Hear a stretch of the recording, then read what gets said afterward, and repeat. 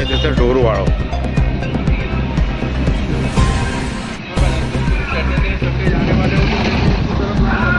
આખો રસ્તો બ્લોક, બહારની સાઈડ દબાણ. આ રોડ બિલ્ડરનો બનાવેલો, કોર્પોરેશનનો કોઈ હાથ નહીં.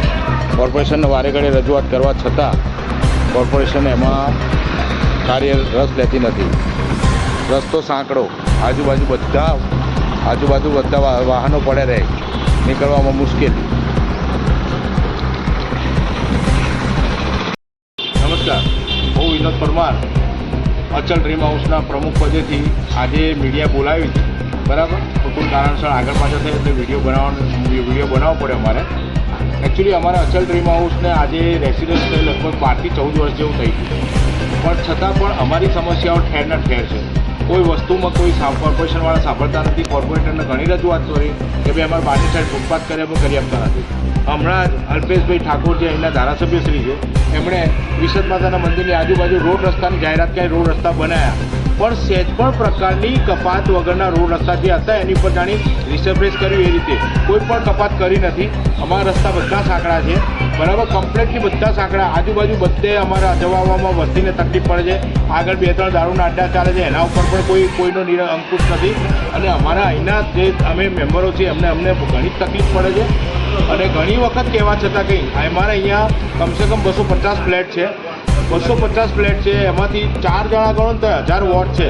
આ લોકોને જો મત બેંકની ગણતરી હોય તો પછી અમે અહીંયા બોર્ડ મારી દઈશું કે કોઈ પણ ભાજપના માણસોએ આવું, કારણ કે અત્યારે ભાજપની સરકાર છે અને એના કોઈ માણસ અહીંયા આવતા નથી. તો એના માટે અમારે આજે પગલું ભરવું પડ્યું છે. કંટાળીને આ પગલું ભરવું પડ્યું છે કે ભાઈ આજે અમારે આ રીતે તમારે આવું કરવું પડ્યું છે. કારણ કે અહીંયા ફૂટપાથ બનાવવા માટે ઘણી વખત રજૂઆત કરી પણ કાને ધરતા નથી. અહીંયા વોટ બેંકની ગણતરીથી અલ્પેશભાઈ ઠાકોરે રોડ તો બનાવડાયા, પણ સહેજ પણ કપાત કરીને જેનાથી જેસે તે રસ્તા બનાવડાયા. બરાબર, અહીં કાઠીવાદનું રાજકારણ કરતાં એવું લાગે છે. કારણ કે સાબરમતીમાં જે દલિત વસ્તી રહેતી હતી એ બધું તોડીને કકડબૂસ કરી નાખ્યું. અહીંયા કહેવું એવું છે કે ભાઈ ના, હું સહેજ પણ તોડફોડ નહીં કરું. તો મતલબ દલિતો માટે જ એમને એ રીતે વિચાર્યું કે ભાઈ ભલે બેઘર થઈ જાય.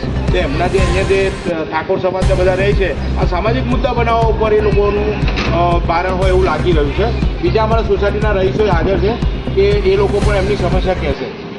ભાઈ આ વિનોદભાઈએ જે સમસ્યા કીધી છે એના મારું સમર્થન છે અને સાચી વાત કરી છે વિનોદભાઈએ. બોલો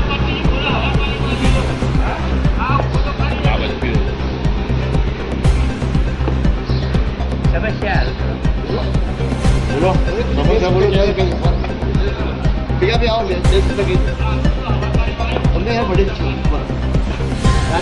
અમારા સોસાયટીમાં તો ગાડીના કાચ નીકળી જાય છે, કોઈ બાજુમાં કચરો નાખી જાય છે. અહીંયા બાજુમાં ગાયો ઢોરો ચરાવવાનું અહીંયા કર્યું છે, જે આખું મુદ્દરનું હળગાવવાનું બધું અહીંયા બહાર પડ્યું રહે છે. એ બહાર આપની જાય બધા લોકો કચરો નાખે, એમાં સોસાયટી બહાર મૂકી જાય છે, પણ કોઈનું નિરાકરણ થઈ રહ્યું નથી.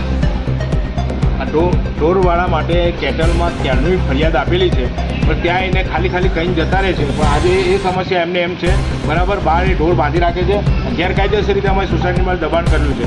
અમે તો એવું કહ્યું કે અમારી સોસાયટીમાં જેટલા પણ દબાણ હોય ગેરકાયદેસર એ બધા તોડી પાડવા. અમારી કોઈ જ પ્રકારની રોકટોક છે નહીં. સોસાયટીની કમ્પાઉન્ડ વોલની બહારની સાઈડ જેટલા પણ દબાણો એ બધા લઈ લેવા માટે અમે કોર્પોરેશનને સતત રજૂઆત કરેલી છે. દબાણો લઈને અમને ફૂટપાથ બની આપે.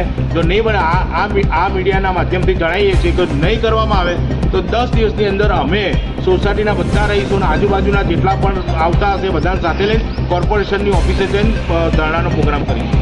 આભાર.